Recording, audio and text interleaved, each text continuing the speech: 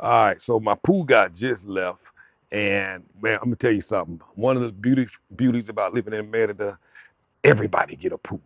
So if you want a pool, it's affordable. It doesn't cost much more to get a house with a pool. But because of the extreme weather, as hot as it gets out here, man, you're gonna want a pool. So my guy just left. Um, it's winter time out here, so haven't been in the pool. Excuse the mess. Haven't been in the pool in a couple of months. So I didn't want to pay the guy to come clean the pool every week, and we weren't in the pool. So it got real dirty. I was looking at the temperature the other day. It was a couple of days ago. It's cold the last week, but there was a couple of days where it was hot. So I checked the weather and saw that in the next few days, we're gonna get up to like 91, 92 degrees. So I was like, it's time to get the pool clean. And so um, I called the pool guy out. He came out yesterday to drain the pool because he was like, "Oh, this is too dirty. We got to drain it." 'Cause like I say, it just sat here for a couple of months because I wasn't using the pool, and so it was all green and yellow and blue and orange and purple. So he came by yesterday, drained the pool, and then he just came back today, and he was down up in here scrubbing and cleaning and cleaning. He was down in here for like 4 hours, taking his time, and he charged me like give y'all some prices cause I had a couple of folks overpaying for their pool guy, because sometimes some of these folks will take advantage, but on average, and this is a big pool. This is significantly larger than the one we had at the other house. So we pay about 120 pesos every 7 to 10 days for the guy to come treat the water, either clean, vacuum the pool out as necessary, and that's like $7, $6, $7 every 10 days. You come clean this thing out. Now, because he was here yesterday, he had to drain the pool and do all that scrubbing and put all the chemicals in there. He charged me 500 pesos, which is $25. So for $25, he was here for 4 hours scrubbing and cleaning and washing and rinsing all areas of this pool because it was dirty and it had all these leaves in it from this doggone tree right here. You know what I'm saying? So he now that the summer's starting to come back, the springtime, he won't have to drain his pool at all. So my regular treatments after that it'd just be like $7 every 10 days.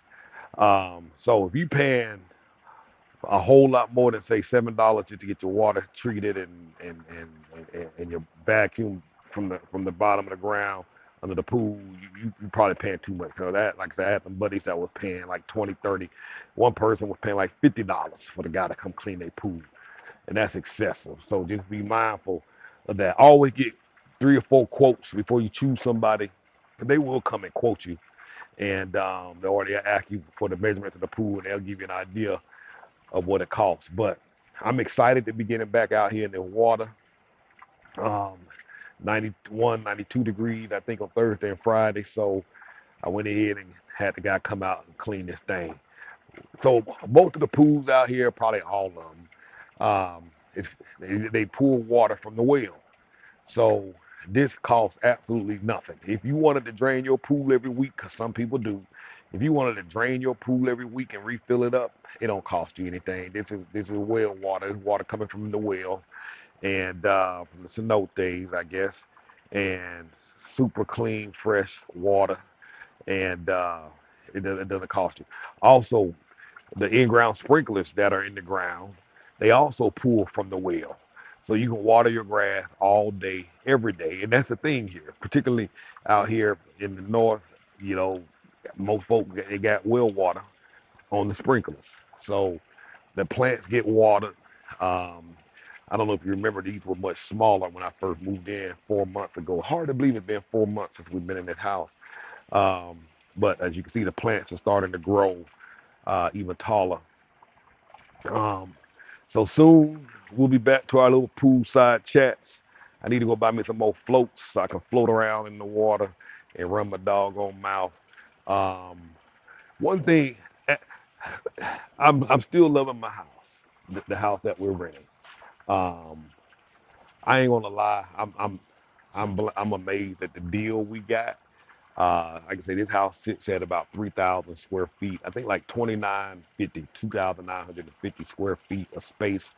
Um, Bigger, significantly larger than the other place we had. And the other place had a lot of room. Um, but this one has even more room, and we have extra spaces where I can work out of in private. My wife has another space upstairs she can work out in private, and there's another studio upstairs in private that's kind of semi-private as well. So we're talking about 3,000 square feet of space, a lot of yard, as you can see here, much larger pool.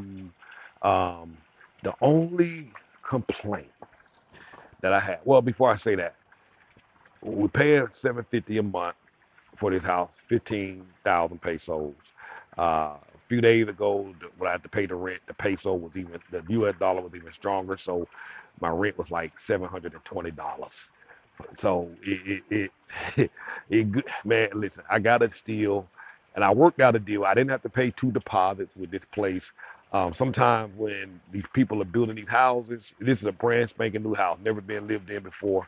When sometimes these folks build these houses, they run out of money. So she didn't have air conditioning units in any of the house, in any of the rooms, or anywhere in the house. No kitchen cabinets.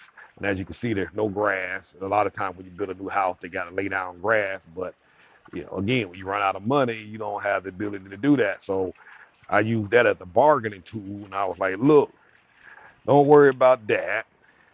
Let us factor in the fact that I'm gonna be moving. The next place we'll move out a year. Hopefully, we'll be here for another 18 months. The plan is once we leave here, we'll be moving into our own place. And so I was like, I'll buy all the air conditioning because I can take those with me when I leave. And I'll buy the air conditioning so you don't have to worry about that. And so she was fine with that. So that basically gives her almost 2 years to be able to come up with more money and get her own air conditioners. That's if she doesn't buy mine when I leave. Uh, she didn't have to worry about the grass. Now I'm not putting grass down because, frankly, I can care less about the grass. You know what I'm saying? I just literally walk from here to my pool, from there to my pool. You know what I mean? So I ain't trying to be all fancy. What I wanted was the low rent payment and get locked in for a couple of years at least. That's what I wanted. Um, and she still comes by and she'll add little things and accessories. And, like I say, like these plants, she's going to plant some more over here, and she's supposed to be laying down some white rocks all throughout here soon. Um, so I worked the deal. Don't worry about the air conditioning units. Don't worry about the kitchen cabinets. I'll find somebody to get something uh, to put something up there for real cheap that just hold us over and that it look decent. Again, I ain't trying to be fancy. I ain't trying to, I ain't stressing about that. I want to lock in that rate, and I wanted the extra space because I was going to get an office space to work out of, but because of all the space that I got in here, I don't need to go get a studio or an office space or anything like that. So it worked out great. So the only complaint, I have no complaints about this house. This house is absolutely beautiful and functions exactly as we need it. The only gripe, and this is something I would have never thought about moving in terms of move. That's why it's important to maybe stay in a house or two before you buy, or before because some of the things you think you like, uh, you may not like, or the things you may not like, now you might like. Like for example, in the other house that we were in, the walls were much taller, and we can go in our pool, and folks behind us, like these houses, they couldn't stand on their balcony, they couldn't look in and see us. Plus, not only were the walls significantly higher, see, because you can see how low the walls are. She also had those plants. I don't know what you call those plants. They weren't like these, but they went up another 6 feet above the wall because they were really tall. And so that really gave an extra layer of blocking the view. So we were able to just kind of, you can go skinny dipping out this mug if you wanted to. Nobody was going to see your behind out there in that water naked.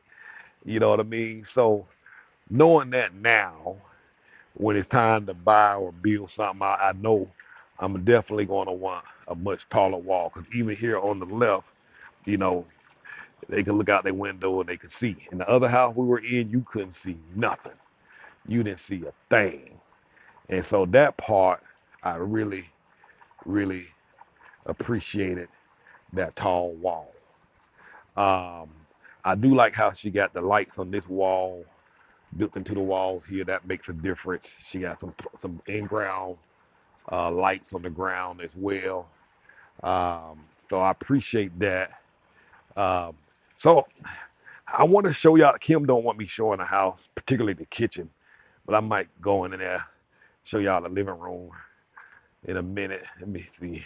Yeah, it might be a little dirty, so y'all excuse the mess. But there's the dining room, living room on the other side. I'm gonna go around real quick. But we're still loving this place. We're still in Concal, just a few minutes out from where we lived on the other side of Concal.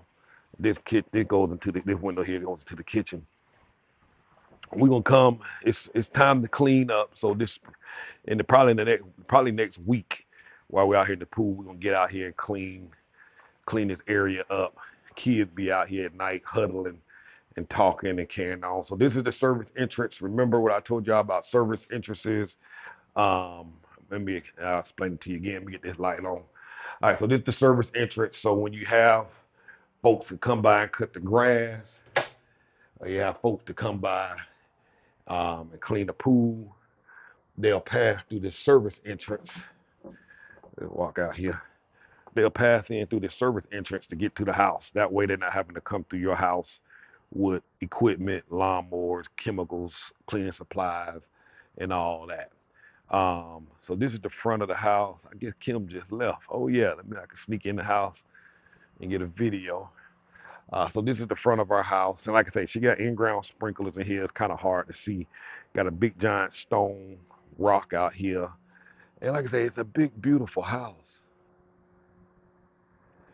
Place for two cars to park two cars. Probably could park four cars, really. She got some more plants over here in ground. Plants, she gonna come back. She says she gonna put some grass and rocks down in here as well in this area. Uh, Today's trash day, so that's why you see that out here. We're gonna pull it out to the edge.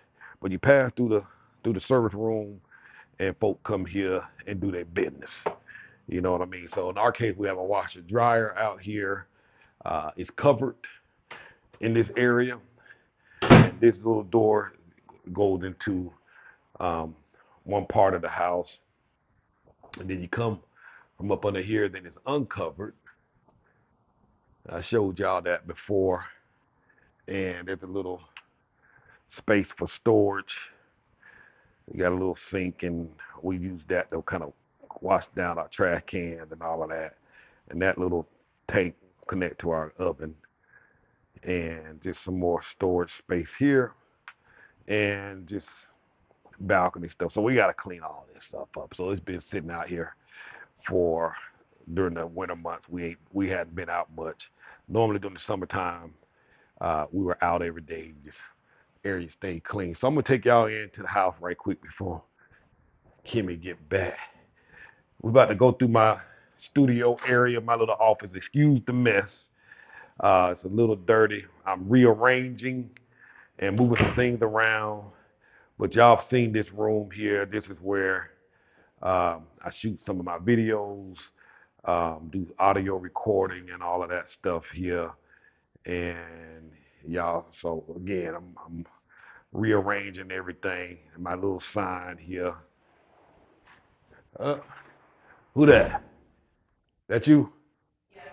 Ah, she back. Say hello to the peoples. So excuse the mess. So this is the living room. We keep it simple. We're gonna keep it simple. We're not gonna buy so much stuff. We're gonna probably get another chair or two, a recliner of some sort. We decided we're gonna keep it super simple and focus on saving so that we can get and get what we want for for buying a house. That's our priority now, saving money to buy. So we had the sofa made. You get to pick the fabric, you get to pick the cushions, how thick or firm you want it to be. We had the chairs and dining tables custom made as well. They did an excellent job on that. You choose the fabric again. You choose the firmness of the cushions that you're on. What's up, Cookie? Then why you all up in my grill? You the one all up in here looking. So beautiful table. Absolutely love it. They did a great job, and I was gonna partner up with them to do some things, but I was like, you know what? I already got enough stuff on my plate, and I still might revisit that idea. Um, and plus, I know how funny Americans can be, because some things that they do, and it's not that they do it bad. They don't do bad work at all. But sometimes Americans, we can be so picky about the little things, and I was like, I don't even want to get involved with that at all because it's not going to be perfect, but the work is going to be excellent. You know what I mean? And for most folks who stuff ain't perfect, they make the biggest complaint, make the loudest noise, and so I was like, man, I ain't fooling with folks like that. Uh, but this is the back. Goes to the backyard. You kind of get a little bit more depth of space, how big the space is, yard wise. So again, we're keeping it simple, super super simple. We're gonna probably put some pots back here for the plants. Um, we just decided we're gonna keep it super super simple. Ceiling fans here. This here is the bathroom. This is the stairwell. Takes you up to the studio. Other bedrooms upstairs. There's another studio upstairs. Other studio space and whatnot. And so that's that. Let me run outside. So when we get the kitchen done, I'll take you there. I know the kids' room ain't clean, so I ain't gonna go up there. But this is us coming out the front door. Really, what?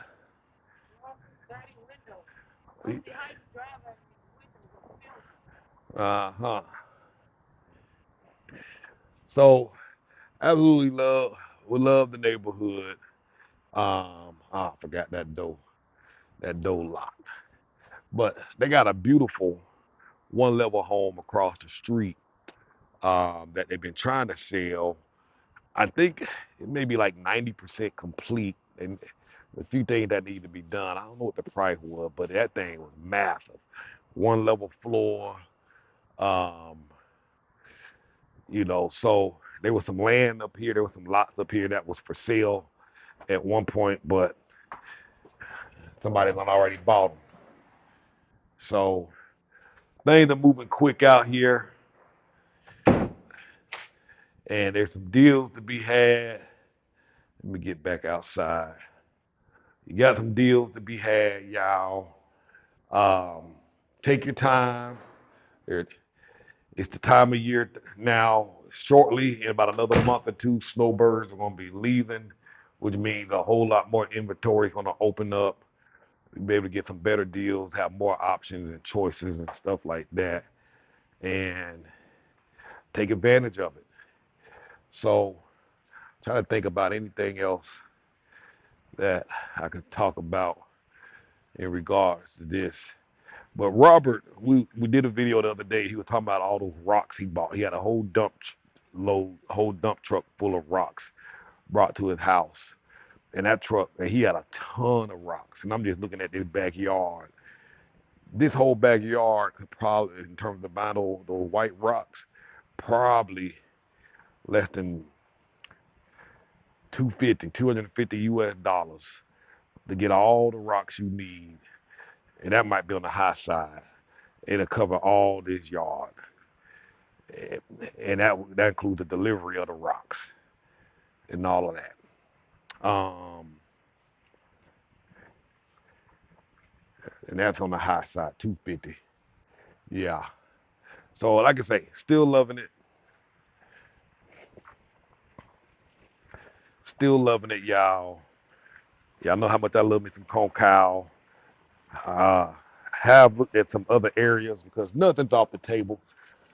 While looking for land and opportunities, we've been exploring other sides of Merida. So right now, Concal is on the northeastern side of the city.